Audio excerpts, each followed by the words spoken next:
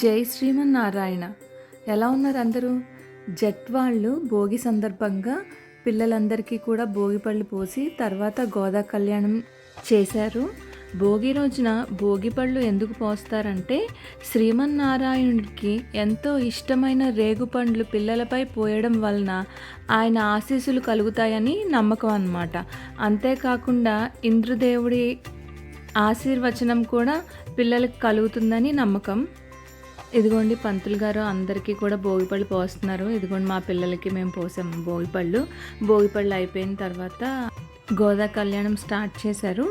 గోదా కళ్యాణంలో ఫస్ట్ విశ్వక్సేనుడి ఆరాధన చేస్తారనమాట. సో ఆ కార్యక్రమం జరుగుతుంది ఇప్పుడు.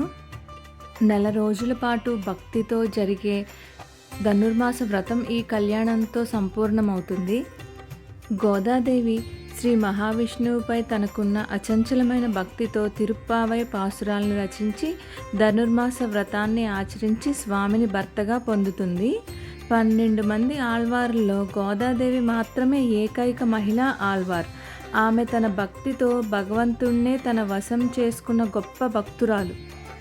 గోదా కళ్యాణం అనేది కేవలం ఒక వివాహం మాత్రమే కాదు, అది భక్తురాలైన గోదాదేవి పరమాత్మ అయిన శ్రీ రంగనాథునిలో లీనం అవ్వడాన్ని సూచిస్తుంది.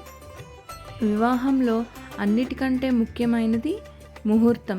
కానీ దేవతలకు వివాహం చేసేటప్పుడు ఆ ముహూర్తం అనేది ఎలా అంటే మంగళ అష్టకాలు చదివితే శుభముహూర్తం అనేది ప్రారంభమవుతుంది.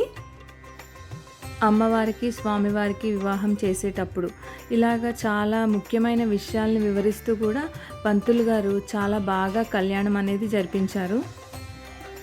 ఈ కళ్యాణాన్ని వీక్షించడం వల్ల కన్యలకు మంచి భర్త లభిస్తాడని, గృహస్థులకు సుఖ సంతోషాలు కలుగుతాయని, లోకమంతా శాంతి సౌభాగ్యాలతో విరజిల్లుతుందని భక్తుల నమ్మకం.